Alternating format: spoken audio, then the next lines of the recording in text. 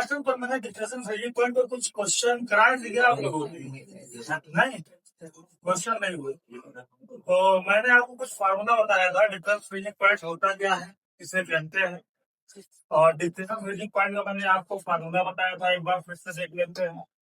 Difference freezing point क्या था, del T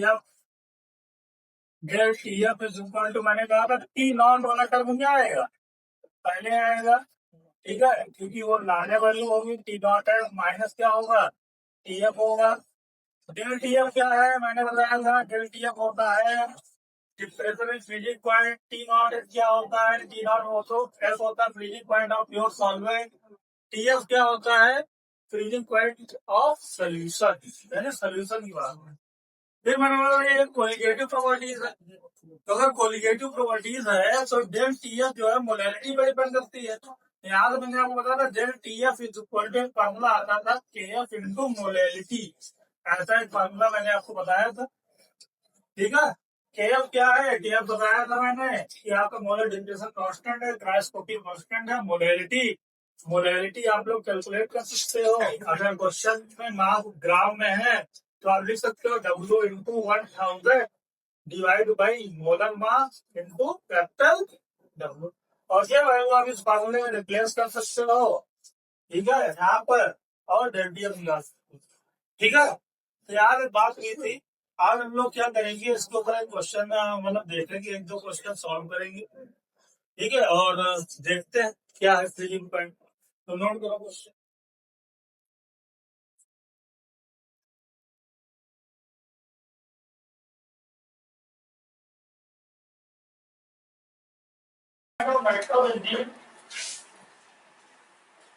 The normal freezing point of nitrobenzene, the normal freezing point of nitrobenzene is 278.82 Kelvin. The normal freezing point of nitrobenzene, the normal freezing point of nitrobenzene is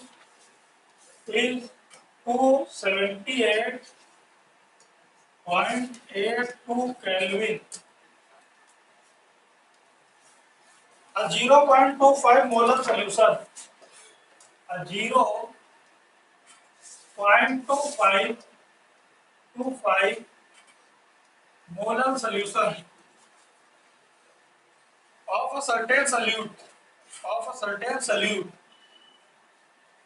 of a certain solute in nitrobenzene, causes the freezing point decreases 2 degree. Causes the freezing point decreases 2 degree. Causes the freezing point decreases 2 degree. Calculate Kf. Calculate Kf. Calculate Kf. तो ये है, यह question है जो difference freezing point पर है, और ये हम लोगों को करना है। एक बार आप अटेंड करो फिर बताते हैं।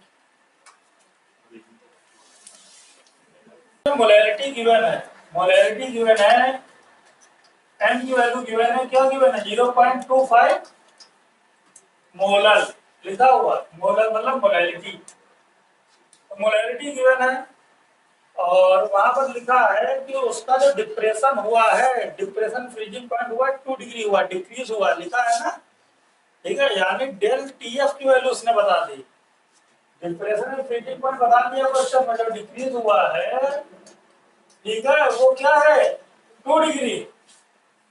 कैलकुलेट क्या करना है, केएफ कैलकुलेट करना है, मैंने आपको फार्मूला अभी बताया था, del T F is equal to KF into M molarity, यहाँ से केएफ हम लोग निकाल लेंगे, कोई प्रॉब्लम नहीं है। केएफ इज इक्वल टू क्या हो जाएगा, del T F upon molarity, del T F की वैल्यू पता है 0.25 डिवाइड बाय मोलैरिटी क्या है, मोलैरिटी है डेल टी एफ, अच्छा डेल टी एफ की वैल्यू जो है वो 2 है, 0 डेल टी एफ 2 डिग्री है, 2 डिग्री, मोलैरिटी है 0.25, सॉल्व करो, पॉइंट हटाओ, दो जीरो बढ़ाओ, 25 4 है, 25 8 से, कैंसिल, केएफ की वैल्यू क्या आ गई, केएफ की वैल्यू आ गई 8, 8 केल्विन केजी पर मोल, ये आंसर आ गया। कैप निकालना, ठीक है। तो ये देखो छोटा सा क्वेश्चन था बिल्कुल, और जिसको हम लोग बहुत फास्ट बहुत आराम से कर सकते थे, कुछ भी नहीं था, ठीक है। डिप्रेशन फ्रीजिंग पॉइंट बोल दिया था कितना डिक्रीज होता है, और इस तरीके से हम लोगों ने कर लिया था। ग्लाइकॉल लिखा हुआ है 50 centimetre cube of ethylene glycol. Ethylene glycol is dissolved in 50 gram water. Is dissolved in 50 gram water. 50 gram water. 50 gram water. ठीक है, आगे लिखो। Is dissolved 50 gram water. The freezing point of mixture is minus 34 degrees centigrade. The freezing point of mixture is minus 34 degrees centigrade. If freezing point of pure water is 0 degree centigrade, if freezing point of pure water is 0 degree centigrade, and Kf for water, and Kf for water 1.86 Kelvin kg per mole. Find the density of ethylene glycol. Find the density of ethylene glycol. Find the density of ethylene glycol.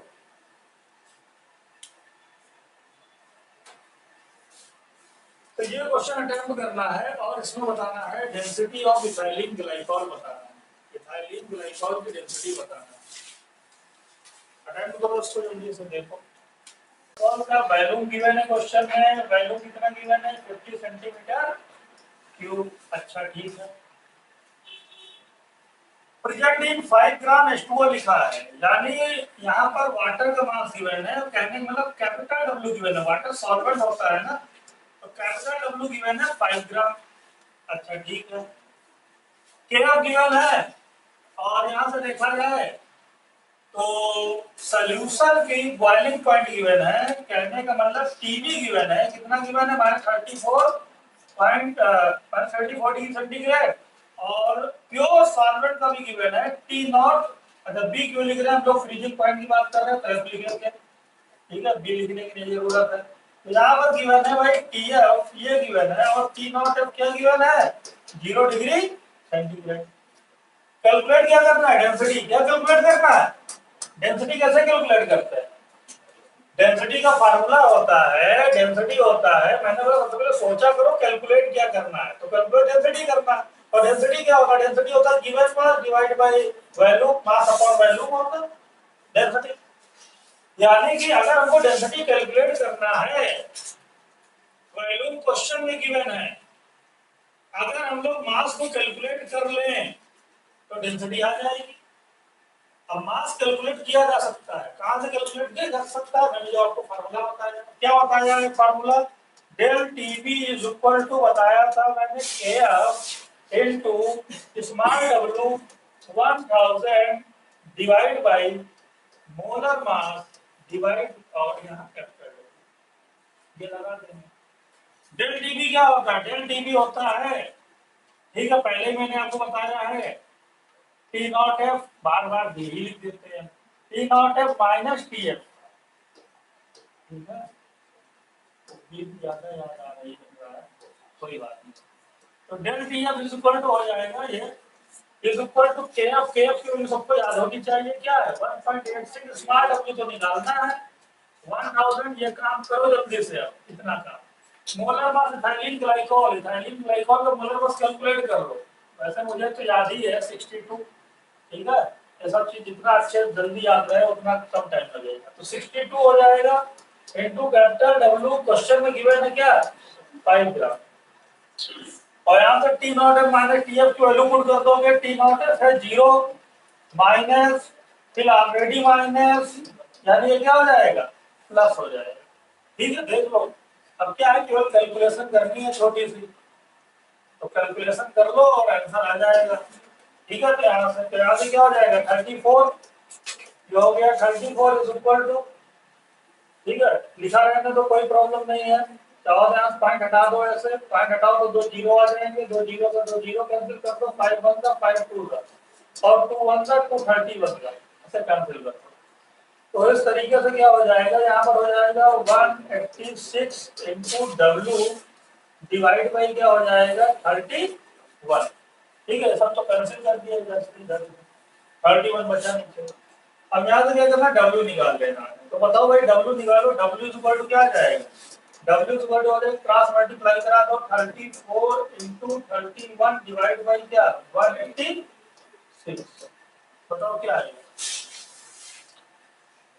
Solve करो, ठीक है, solve करो, 31 आ जाएगा, 31 आया, सही से है, 2 0 cancel हो गया, 5 को चलते हैं, 2 21, ठीक है, ओके, 186 31 ये गया, क्रॉस मल्टीप्लाई कर दिया 31 34।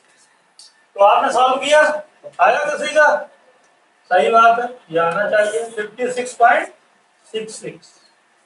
तो यहाँ से क्या आ गया 56.66 ग्राम आ गया, ठीक है। हाँ। अब अगर ये आ गया तो हमको क्या निकालनी थी, यहाँ पर डेंसिटी निकालनी थी, तो फिर से डेंसिटी का फार्मूला लगाएंगे। और डेंसिटी का फार्मूला क्या होता है, डेंसिटी का formula given mass divide by volume.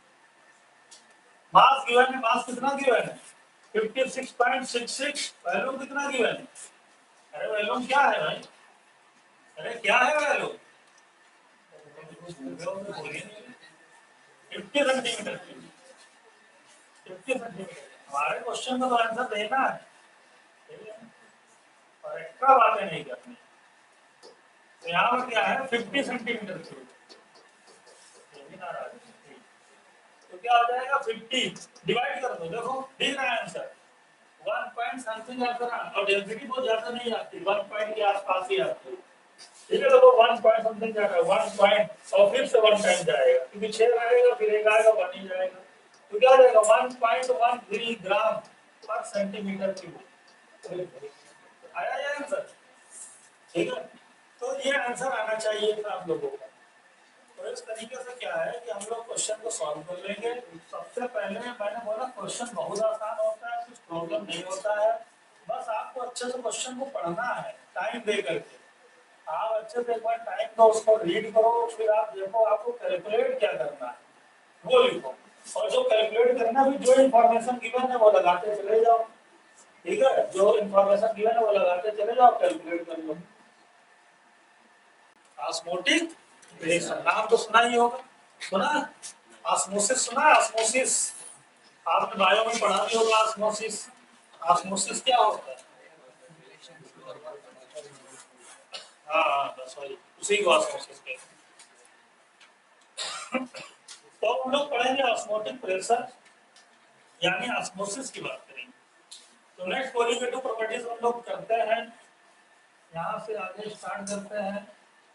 तो नेक्स्ट कोलिगेटिव प्रॉपर्टीज आएगी जिसका नाम है कोलिगेटिव प्रॉपर्टीज नंबर 4। और ये जो कोलिगेटिव प्रॉपर्टीज नंबर 4 है, इसका नाम है ऑस्मोटिक प्रेशर।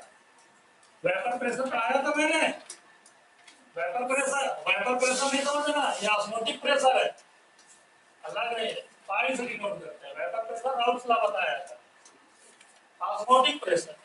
तो ऑस्मोटिक प्रेशर जानने से पहले आपको ऑस्मोसिस के बारे में जानना पड़ेगा कि ऑस्मोसिस क्या होती है। जब आप ऑस्मोसिस के बारे में जानोगे तब पता चलेगा। आपने बायो में तो बहुत ऑस्मोसिस पढ़ा, आप थोड़ा केमिस्ट्री में भी देखो, मुझसे भी देखो क्या होता है, ठीक है। तो क्या होती है ऑस्मोसिस, तो इसके लिए क्या करेंगे हम लोग, एक बनाएंगे डायग्राम, कंटेनर बनाते हैं, रेक्टेंगल नहीं है क्या, चलो इससे काम चलाते हैं।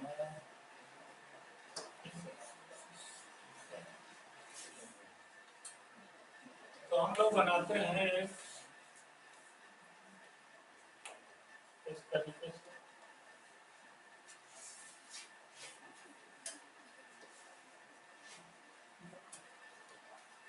एक कंटेनर बनाया और इसके दो पार्ट करते हैं।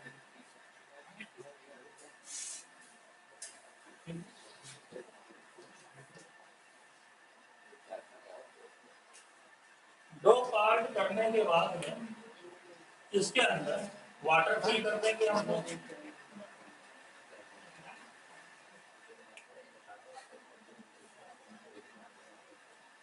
पानी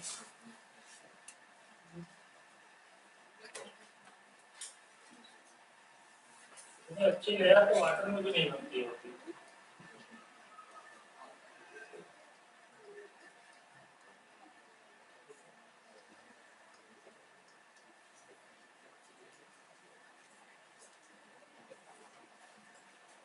और क्या है, यहाँ पर भी हम लोग कर देते हैं।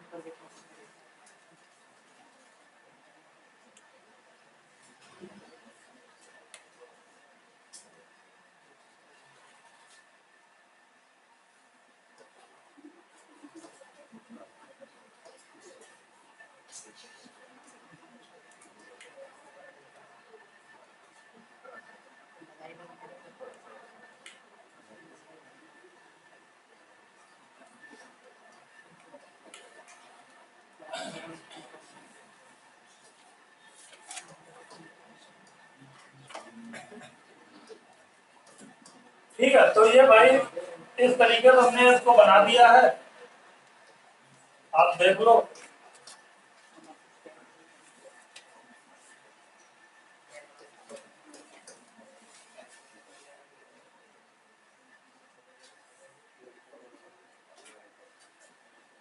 ये जो पार्ट हमने माना है, ये माना है pure solvent. Pure solvent, pure solvent मतलब प्योर वाटर है, प्योर सॉल्वेंट। यहाँ पर अभी क्या है, सॉल्यूट ना के बराबर है। जब यह समझो तो थोड़ा बहुत नजर आ रहा है, जो ग्रीन है सॉल्यूट है और जो व्हाइट है वो क्या है, सॉल्वेंट। जो pure solvent, pure solvent line, ये जो है ये आप कह सकते हैं ये सॉल्यूशन। अब सॉल्यूशन में कौन होता है, सॉल्यूट प्लस सॉल्वेंट दोनों होते हैं ना। यानी तो इसके अंदर ग्रीन आप देख लो सॉल्यूट और व्हाइट क्या देख रहे हो, सॉल्वेंट। तो इसमें ये सॉल्यूशन वाली लाइन है और ये प्योर सॉल्वेंट, केवल सॉल्वेंट। तो जब ऐसा सिस्टम है, ये प्योर सॉल्वेंट का सिस्टम है, ये सॉल्यूट का सिस्टम है, थोड़ा और कर देते हैं इसके अंदर क्योंकि थोड़ा और ज्यादा दिखना चाहिए।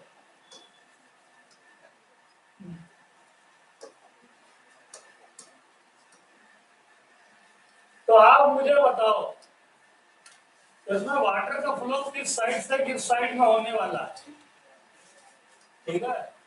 अगर हमने यहाँ पर प्योर सॉल्वेंट लिया है, सॉल्यूट लिया है, तो आप मुझे बताओ वाटर का फ्लो कैसे होने वाला है, किस तरीके से होने वाला है। अब जो प्योर सॉल्वेंट है, जब यहाँ पर सॉल्यूट ना के बराबर है, ये बहुत आदमी को, एक तो मैंने थोड़ा सा हल्का सा ग्रीन किया था, बहुत कम है। तो ऐसे सॉल्यूशन को बोलते हैं डाइल्यूट सॉल्यूशन। क्या बोलते हैं भाई, डाइल्यूट सॉल्यूशन की डेफिनेशन क्या होती है, जिसमें सॉल्यूट की अमाउंट क्या हो, बहुत कम। और डाइल्यूट सॉल्यूशन में जो साइट है ये हायर कंसंट्रेशन, ये क्या है, हायर कंसंट्रेशन, ये हायर कंसंट्रेशन वाली साइट। और ये जो है जिसके अंदर सॉल्यूट की पार्टिकल ज्यादा है, ये डाइल्यूट नहीं, इसको हम क्या बोलेंगे, कंसंट्रेटेड सॉल्यूशन बोलेंगे, कंसंट्रेटेड सॉल्यूशन, ठीक है। कंसंट्रेटेड सॉल्यूशन की अगर हम लोग बात करेंगे, लेकिन यहाँ पर कंसंट्रेशन क्या मानेंगे कि ये भाई क्या है, लोअर कंसंट्रेशन। क्या है, लोअर कंसंट्रेशन मतलब क्वांटिटी आप कह सकते हो वो लोअर, हायर कंसंट्रेशन ज्यादा, लोअर कंसंट्रेशन कम। बीच में लगा दिया हमने एक एसपीएम, ये क्या है, एसपीएम। एसपीएम जानते हो, सेमी परमेबल मेम्ब्रेन इसको बोलते हैं, सेमी परमेबल मेम्ब्रेन। तो यहाँ पर हमने लगा दिया एसपीएम, एसपीएम, जिसको हम लोग क्या से कहते हैं, सेमी परमेबल, परमेबल और क्या बोलते हैं, मेम्ब्रेन, मेम्ब्रेन बोलते हैं, ठीक है। यह जो मेम्ब्रेन है, यह मेम्ब्रेन किसकी हो सकती है? मेम्ब्रेन कभी देखा है? अरे देखते हो, रोज देखते हो। मेम्ब्रेन ऑफ एग, एग के अंदर आप देखते हो बाहर वाले लेयर में नहीं, वो तो बाहर छिलका होता है, उसके अंदर एक होती है पतली सी, ठीक है, यहाँ से एग निकलता है। अच्छा, तो मेम्ब्रेन ऑफ एग, या फिर अच्छा छोड़ो, आप यहाँ पर देखे होंगे membrane of onion, membrane of onion, onion में भी तो होती है अंदर ये पतली सी झिल्ली, ओनियन, हाँ, मेम्ब्रेन ऑफ ओनियन। बट यहाँ पे जो हम लोग यूज करते हैं, अच्छी क्वालिटी के मेम्ब्रेन यूज करते हैं, आर्टिफिशियल मेम्ब्रेन यूज करते हैं, ठीक है, कॉपर फेरोसाइनाइड बोलते हैं। क्या बोलते हैं? Copper ferrocyanide. कॉपर फेरोसाइनाइड क्या होती है अगर बात करते हैं, वो होती है हमारी CO2 FeCl3, ये यूज करते हैं, एम क्रूड बोलते हैं, एम क्रूड, ठीक है। तो ये हम लोग मेम्ब्रेन यूज करते हैं, CO2 FeCl3। बाकी ये सब तो नेचुरल मेम्ब्रेन है, ये नेचुरल मेम्ब्रेन है, ये मैन मेड है, ये बनाया मैन मेड। अच्छा, तो ठीक है, क्या होता है जब इस तरीके का अरेंजमेंट होता है, हम लोग देखते हैं यहाँ पर इस तरीके का अरेंजमेंट, अब क्या होता है, वाटर का फ्लो स्टार्ट हो जाता है higher concentration to lower concentration, जब फ्लो स्टार्ट हो जाता है higher concentration to lower concentration, water जाने लगता है इस तरीके से। अब वाटर का फ्लो ऐसे होने लगता है higher to lower, higher to lower, solvent के पार्टिकल, यानी कि आप कह सकते हो कि मेम्ब्रेन ऐसा मतलब सिस्टम होता है जो केवल सॉल्वेंट के पार्टिकल को पास होने देता है, सॉल्यूट के पार्टिकल को पास होने, अगर कुछ बहुत इसमें सॉल्यूट के पार्टिकल है तो उनको ये पास होने नहीं देगा, ठीक है, पास होने देगा तो केवल सॉल्वेंट के पार्टिकल को पास होने देगा। तो यहाँ पे क्या है, जब वाटर फ्लो होता है higher concentration to lower concentration with the use of semi permeable membrane. अच्छा, अब ये जो वाटर फ्लो हो रहा है, क्यों फ्लो हो रहा है, कैसे फ्लो हो रहा है, इसके ऊपर कुछ ना कुछ फोर्स अप्लाई होगा तभी तो हो रहा है, यानी एक वाटर मॉलिक्यूल दूसरे वाटर मॉलिक्यूल के ऊपर एक फोर्स लगा रहा होगा। अब इस प्रोसेस में फ्लो ऑफ वाटर जो होता है higher concentration to lower concentration, इसी को बोलते हैं ऑस्मोसिस। इस मैटर को क्या बोलते हैं?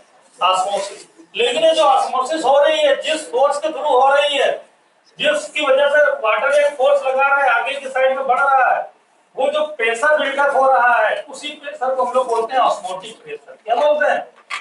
Osmotic pressure. यानी कि ऐसा प्रेशर जो ऑस्मोसिस कराता हो। क्या कराता हो? ऑस्मोसिस। जो प्रेशर ऑस्मोसिस करा दे उसी को हम क्या बोलते हैं? Osmotic pressure. यानी pressure buildup due to osmosis known as osmotic pressure, उसी को हम लोग ऑस्मोटिक प्रेशर बोलते हैं। और जब ऐसा होता है हायर कंसंट्रेशन से लोअर कंसंट्रेशन में जाता है, यानी कि इसको अगर हम लोग बोले तो हम लोग कह सकते हैं द स्पॉन्टेनियस, क्योंकि अपने आप होता है, हम लोग कुछ नहीं करते।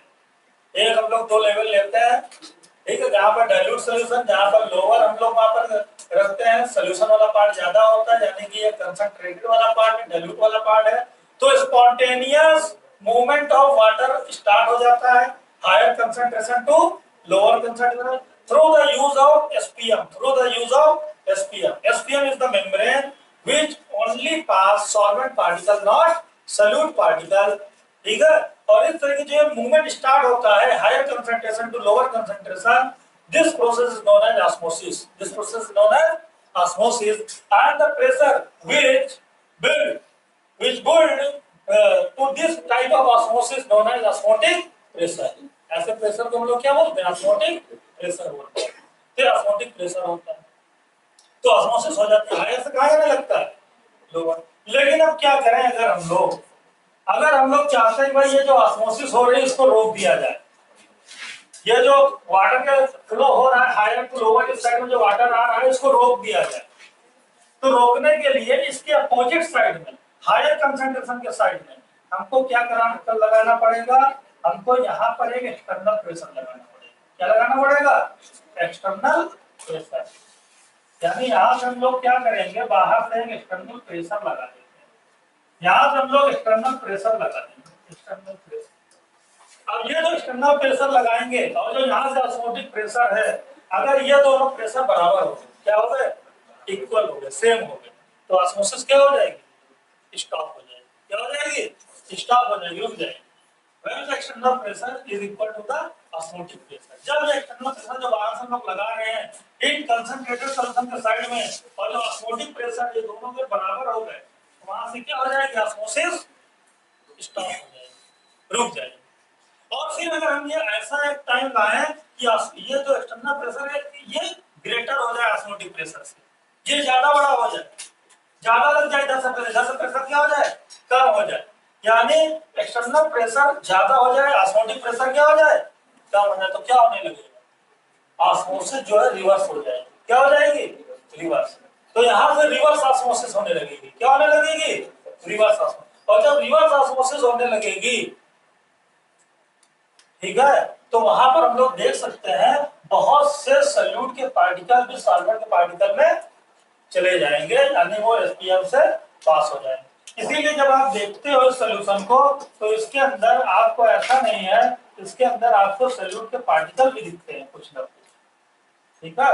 और वो इसीलिए दिखते हैं क्योंकि वहां पर रिवर्स ऑस्मोसिस भी होती है, जिसकी वजह से बहुत ज्यादा तो नहीं लेकिन पहुंच जाते हैं। इसीलिए मैंने इसका भी नाम सोल्यूशन बोला था। क्या बोला था, सोल्यूशन, है ना। इनिशियली तो प्योर सॉल्वेंट होता है शुरुआत में, ये बात है इनिशियली, तब की बात है इनिशियली, शुरुआत में तो नहीं रहता है, प्योर सॉल्वेंट रहता है, लेकिन जैसे जैसे प्रोसेस होता है वैसे वैसे कुछ सल्यूट के पार्टिकल वहां चले जाते हैं। कोई क्योंकि कोई भी 100% नहीं होता, 100% भाई इतनी 100% नहीं होती है ना। कहते जरूर है कि मैं केवल सॉल्वेंट ही जाने देता है, लेकिन कोई 100% हो सकता है क्या, नहीं, यानी कुछ ना कुछ तो पास कर ही जाते हो, ठीक है। हाँ, तो जब एक्सटर्नल प्रेशर ज्यादा हो जाता है ऑस्मोटिक प्रेशर से, इसको बोलते हैं रिवर्स ऑस्मोसिस। और रिवर्स ऑस्मोसिस का यूज होता है, आरओ का यूज हम लोग करते हैं, प्यूरिफिकेशन ऑफ वाटर करते हैं ना। आरओ, आरओ नाम सुना है ना, RO, reverse osmosis, purification of water. ठीक है, तो ये डायग्राम है, इसको देख लो, बना लो आप, ठीक है। और इसके बाद में क्या है, हम लोग इसके बारे में लिख लेंगे, बना। और थ्योरेटिकल आपको जानना वैसे मैंने बता तो दिया कि बहुत जरूरत नहीं है, एग्जाम में पूछे जाते हैं न्यूमेरिकल, ठीक है, जो हमारे लिए जरूरी है। Spontaneous movement of the spontaneous movement of the spontaneous मतलब अपने आप यहाँ पर मतलब कोई प्रेशर लगाने की जरूरत नहीं है, अपने आप मूवमेंट होता है। ये किसका होगा मूवमेंट, सॉल्वेंट है ना, हायर कंसंट्रेशन कौन है, सॉल्वेंट। तो देखो the spontaneous movement of solvent particles, the spontaneous movement of solvent particles from the region of higher concentration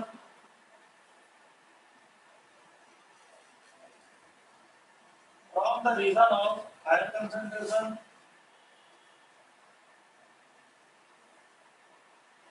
the spontaneous movement of solvent particles from the region of higher concentration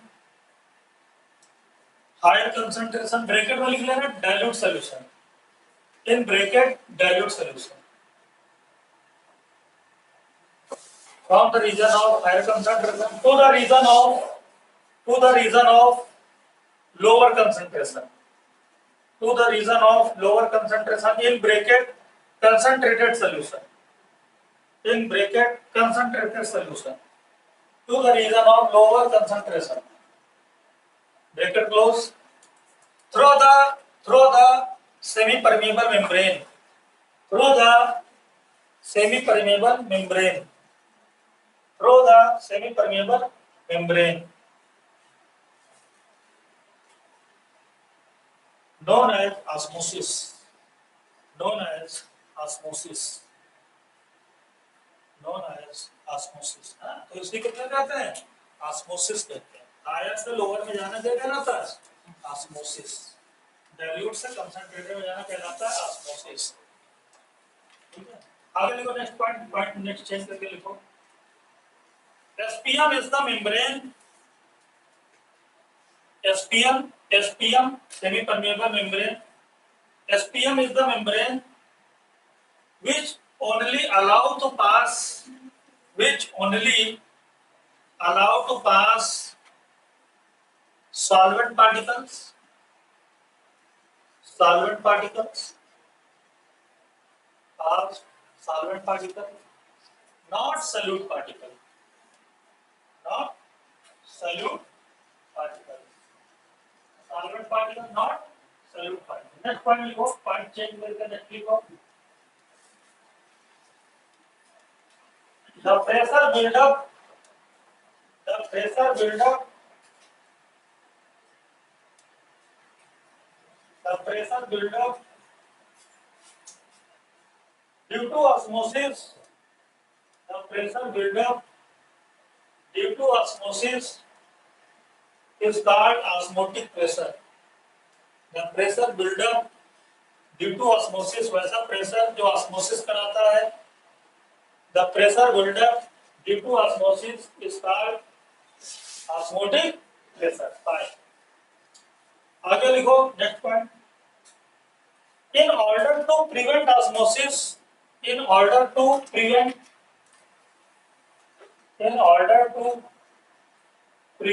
osmosis,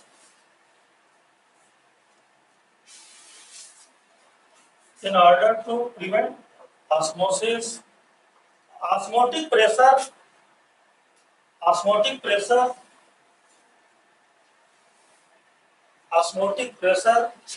should be equal to external pressure, should be equal to external pressure, should be equal to external pressure, which is applied by concentrated solution, which is applied by concentrated solution, next point you will change. If the value of external pressure exceeds, if the value of external pressure exceeds, if the value of external pressure exceeds the value of osmotic pressure, the value of osmotic pressure, the value of osmotic pressure, the direction of flow of solvent is reverse, the direction of flow of solvent is reverse, the direction of flow of solvent is reverse, and this phenomena is called reverse osmosis, and this phenomena is called reverse osmosis, and this phenomena is called reverse osmosis. Next one लिखो, purification of water. Next one, purification of water. Purification of water is an application of reverse osmosis. Is an application of reverse osmosis. तो purification of जो water है वो reverse osmosis का क्या एक application है, एक आप कह सकते हो एग्जांपल है, एक यूज है जो हम लोग देखते हैं, है ना, प्यूरिफिकेशन ऑफ वाटर. तो आपकी बात समझ में आ गई रिवर्स ऑस्मोसिस क्या होता है? आई बात समझ में क्या होता है रिवर्स ऑस्मोसिस? जब एक्सटर्नल प्रेशर बढ़ जाए, ज्यादा हो जाए, किससे? ऑस्मोटिक प्रेशर, तो ऑस्मोसिस क्या हो जाएगी? रिवर्स हो जाएगा, बैक जाने लगती है. तो ऐसे ऑस्मोसिस को क्या बोलते हैं? Reverse osmosis. और बाकी ऑस्मोसिस तो जानते हो, spontaneous movement, higher concentration to lower concentration, उसको हम लोग क्या बोलते हैं? ऑस्मोसिस. ठीक है, तो ये होता है ऑस्मोसिस, रिवर्स ऑस्मोसिस. बाकी हम लोग क्या है इसके अंदर देखेंगे, ठीक है, एक्सप्रेशन देख लेंगे जो इसके ऊपर आती है. तो यहाँ पर बात आ रहा है ऑस्मोटिक प्रेशर. ऑस्मोटिक प्रेशर आप देख लो जो ऑस्मोसिस करा रहा है, क्या करा रहा है? ऑस्मोसिस करा रहा है. तो ऑस्मोटिक प्रेशर क्या हो सकता है बेटा, बताओ? ऑस्मोटिक प्रेशर क्या हो सकता है? ऑस्मोटिक प्रेशर किन बातों पे डिपेंड कर सकता है? अगर यहाँ पर बात की जाए तो ऑस्मोटिक प्रेशर की अगर बात की जाए तो अगर आप देख रहे थे तो भी आप देख रहे थे खेल चल रहा था कंसंट्रेशन का, चल रहा था ना, डाइल्यूट था और क्या था, कंसंट्रेटेड था। तो ऑस्मोटिक प्रेशर जो है वो डिपेंड करेगा सॉल्यूशन की कंसंट्रेशन पे, तो उसका कंसंट्रेशन कैसा है। यानी ऑस्मोटिक प्रेशर जो है वो डिपेंड करता है कंसंट्रेशन पर, यानी phi directly proportional to C concentration, इस पर डिपेंड करता है। इसका कंसंट्रेशन ज्यादा होगा तो ऑस्मोसिस में क्या होगी? अरे भाई ज्यादा कंसंट्रेशन बढ़ गया, बहुत हायर कंसंट्रेशन, तो ज्यादा तेजी से फ्लो होगा कि नहीं होगा, और प्रेशर क्या लगेगा, ज्यादा लगेगा। यानी कि कंसंट्रेशन ज्यादा हो तो ऑस्मोसिस में क्या होगा, ऑस्मोटिक प्रेशर में क्या होगा, ऑस्मोसिस ज्यादा यानी ऑस्मोटिक प्रेशर ज्यादा। ठीक है, तो कंसंट्रेशन पर डिपेंड करता है। ठीक है, कंसंट्रेशन कम है, लेवल कम है, ठीक है, हायर हाई नहीं, तो इतने अच्छे से ऑस्मोसिस हो पाएगी क्या, नहीं हो पाएगी। अच्छा, अगर यहाँ पर दूसरा फैक्टर अगर हम लोग देखें जो ऑस्मोसिस डिपेंड करती है वो टेम्परेचर पर भी डिपेंड करती है। अगर आप टेम्परेचर इंक्रीज कर दो तो क्या होगा, मोशन बढ़ जाएगा, काइनेटिक एनर्जी क्या हो जाएगी, बढ़ जाएगी। जब काइनेटिक एनर्जी बढ़ जाएगी एक दूसरे पर क्या हो जाएगी, काइनेटिक एनर्जी अप्लाई करेगा, कोलिजन होगा तो प्रेशर ज्यादा बिल्डअप होगा और उससे क्या होगी, ऑस्मोसिस तेज होने लगेगी और तेज भागने लगेंगे मॉलिक्यूल, है ना। मान लो पहले धीरे धीरे चल रहे थे, नीचे लगा दो आग, क्या होगा, जल्दी जल्दी भागेंगे भाई, जल्दी जल्दी चलो घर पहुंचना, समझे कि नहीं, तो क्या हो जाएगी, ऑस्मोसिस इंक्रीज कर जाएगी। तो ऑस्मोटिक प्रेशर क्या है, डायरेक्टली प्रोपोर्शनल किस पर है, टेम्परेचर पर भी, किस पर है। तो ये दोनों चीजें दिमाग में बहुत अच्छे से रखना। ऑस्मोटिक प्रेशर दो बातों पर डिपेंड करता है, किस पर, कंसंट्रेशन पर और टेम्परेचर। अगर इन दोनों इक्वेशन को अगर आप ऐड करोगे ऑस्मोटिक प्रेशर तो फाई डायरेक्टली प्रोपोर्शनल टू हो जाएगा सी और टी, क्या हो जाएगा, सी और टी, है ना। सी पर भी डिपेंड करता है और टी पर भी डिपेंड करता है। तो यहां से अगर प्रोपोर्शनलिटी का साइन हटाओगे तो एक कांस्टेंट आ जाएगा, उस कांस्टेंट का नाम रखना आर, तो इसका नाम हो जाएगा क्या, R C T, R C T. इसी को हम लोग ऐसे बोल सकते हैं phi is equal to C R T, phi is equal to, बस ये हमारा मेन फार्मूला आ गया ऑस्मोटिक प्रेशर का। फाई जो है ऑस्मोटिक प्रेशर है और ये हमारा सबसे इंपॉर्टेंट फार्मूला निकल करके आ चुका है, phi is equal to C R T. जहां पर बात आती है कि सी क्या है, तो सी मैंने पहले ही बताया है, क्या है, कंसंट्रेशन। अच्छा, कंसंट्रेशन को हम लोग एक नाम से और भी जानते हैं, याद है कि नहीं, कंसंट्रेशन को एक नाम से और जानते हैं, किस नाम से जानते हैं, मोलैरिटी के नाम से जानते हैं। किस नाम से, मोलैरिटी को भी क्या बोलते हैं, कंसंट्रेशन ही बोलते हैं। यानी दोनों बातें एक ही हैं, कंसंट्रेशन बोलो या मोलैरिटी बोलो, और मोलैरिटी का आपको पता ही है यूनिट क्या होती है, मोल पर लीटर, मतलब कंसंट्रेशन की यूनिट रहे। तो हम चाहे सी बोले या कैपिटल एम बोले, बात एक है, आप इसमें कभी भी कंफ्यूज नहीं होना, ठीक है। मोलैरिटी या कंसंट्रेशन दोनों एक ही टर्म, तो यहाँ से ये हो जाएगा। अच्छा, अगर आप मोलैरिटी जानते हो तो देखते रहना, लिखते भी रहना बिल्कुल साथ साथ, जिससे कि साथ साथ आप रहो और समझो भी। अगर मोलैरिटी आप जानते हो तो मुझे आप बताओ कि मोलैरिटी क्या होता है। मोलैरिटी होता है number of moles present in 1 litre of solution, यानी वॉल्यूम की बात करता है, मतलब N/V लिख सकते हैं कि नहीं। आरटी बताओ, C इज इक्वल टू क्या होगा, C या फिर M इज इक्वल टू क्या होगा, N/V होता है number of moles upon volume. यहाँ पे लिख दिया N/V, V को हमने क्रॉस मल्टीप्लाई कर दिया तो क्या हो गया, pi V is equal to NRT आ गया। तो ये भी इक्वेशन है, इसको भी बॉक्स में कर लेते हैं, कोई प्रॉब्लम नहीं। ये भी इक्वेशन हमको मिल गई, इसको भी बॉक्स में कर लेते हैं, 2 स्टार दे देते हैं इसको। अच्छा, नंबर ऑफ मोल्स भी आप जानते हो, नंबर ऑफ मोल्स भी जानते हो, सोचो नंबर ऑफ मोल्स नहीं जानते, जानते हो ना number of moles. Number of moles क्या होता है, given mass divide by molar mass, m dash. तो यहां से अगर आप देखोगे तो 5v इज इक्वल टू क्या हो जाएगा, w डिवाइड बाय क्या, व्हाट, m डैश rt। तो ये आ गया फाइनल फार्मूला, ठीक है, ये आ गया, इसको ट्रिपल स्टार दे देते हैं। बस ये 3 फार्मूले हैं जिनसे हमारे ऑस्मोटिक प्रेशर की प्रॉब्लम सॉल्व हो जाएगी। कोई प्रॉब्लम होगी हम लोग ऑस्मोटिक प्रेशर की प्रॉब्लम ये फार्मूला लगा करके सॉल्व कर लेंगे। आप देख लो यहाँ पर क्या होता है, ठीक है, और बहुत आराम से हमने इसको ड्राइव कर दिया है।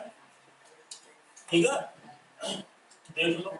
अच्छा, सिंबल का मतलब भी हम आपको बता देते हैं, हर एक सिंबल का क्या मतलब है ये भी हम आपको यहाँ पर बता देते हैं, जिससे कि आप इस चीज को जान पाओ।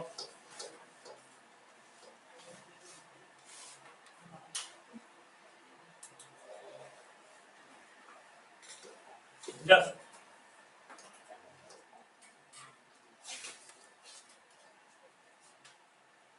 फाई क्या है? Osmotic pressure. क्या है? Osmotic pressure. ठीक। बी क्या है? वैल्यूम। किसका वैल्यूम? अरे मोलैरिटी में वॉल्यूम किसका होता है? वॉल्यूम ऑफ सॉल्यूशन होता है। अच्छा, वॉल्यूम ऑफ सॉल्यूशन। एन क्या है? एन है नंबर ऑफ मोल्स। एन क्या है? Number of mole. किसके? सॉल्यूट के। यार इतना पार्ट डाल रहे हो तुम लोग, आप किस बात का वेट है? ट्वेल्थ पास होने के बाद भी आप करोगे? Number of moles of solute. इसमें डब्ल्यू क्या है? बताओ। मास। किसका mass? Of mass of solute. जब मोल्स है तो मास भी उसी का होगा। और एम डैश भी क्या है? ये भी मास। किसका मास? Mass of. ये भी हम लोग बात करेंगे mass of solute. Molar mass, mass नहीं, ये मोलर मास। ठीक है, मास तो ऊपर लिख दिया। तो एम डैश जो होता है वो मोलर मास होता है। Molar mass of solute. T क्या है? टी है टेम्परेचर।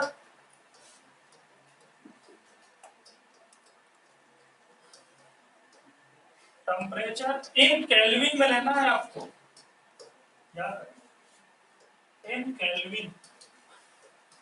केल्विन में लेना। तो सभी सिंबल वाला बता दिया गया। क्या बचा? आर। क्या बचा?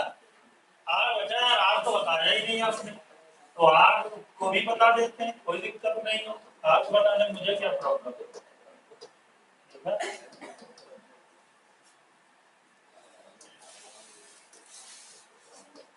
तो आर क्या है बताओ? तुम लोग नहीं जानते यार? आज तक आर नहीं सुना? आज तक आर नहीं देखा? हाँ? अरे वाह, आज तक आर ही नहीं देखा। वाह भाई वाह। आर जो है universal gas constant. Gas constant, इसको यूनिवर्सल गैस कांस्टेंट भी बोलते हैं। इसकी वैल्यू भी होती है। वैल्यू होती है ना, इसकी वैल्यू भी होती है यूनिवर्सल गैस कांस्टेंट। वैल्यू क्या होती है देख लेते हैं हम लोग। यहाँ पर दो तरीके से हमको इसकी वैल्यू देखनी पड़ेगी, तो मैं आपको बता देता हूँ।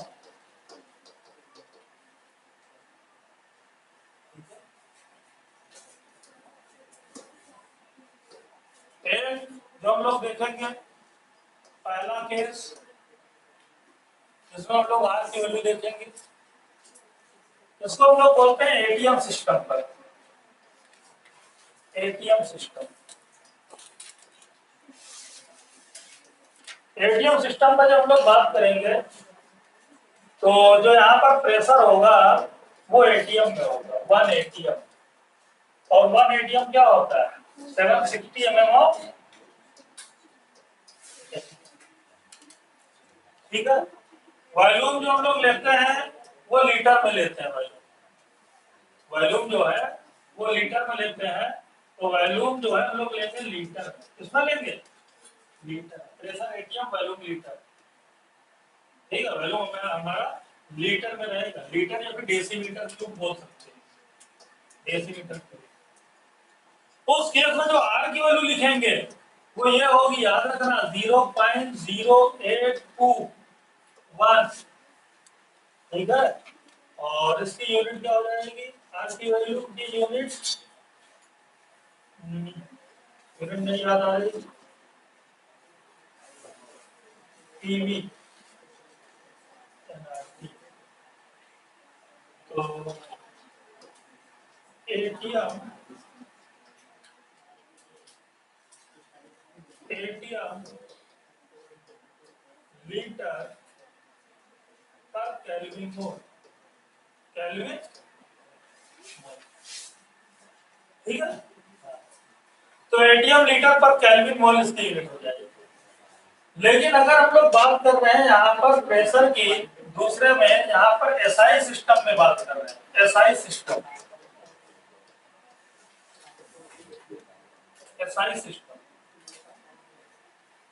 तो एसआई सिस्टम में अगर बात करेंगे हम लोग प्रेशर की, तो एसआई सिस्टम में जो हो जाएगा वहां पर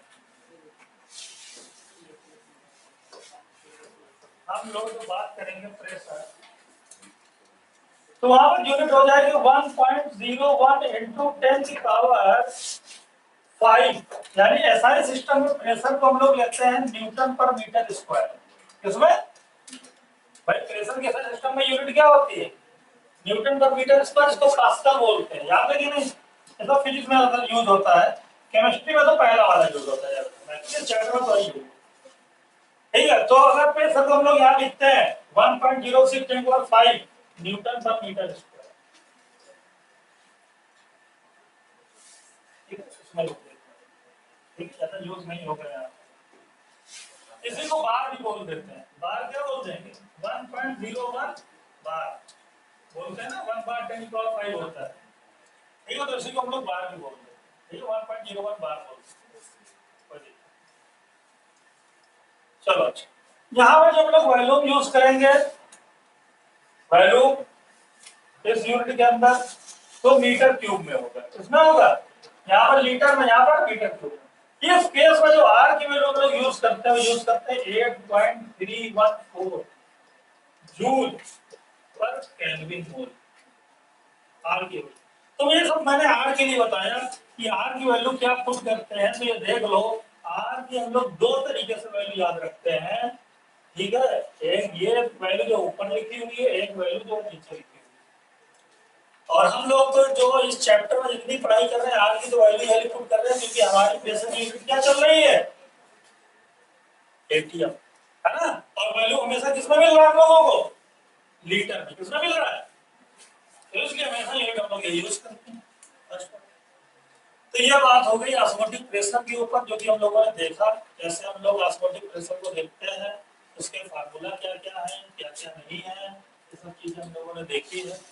अब बचता है इसके ऊपर क्या? क्वेश्चन, न्यूमेरिकल, ठीक है। अब न्यूमेरिकल्स यहाँ पर बचेगा, जिसको हम लोगों को करना है।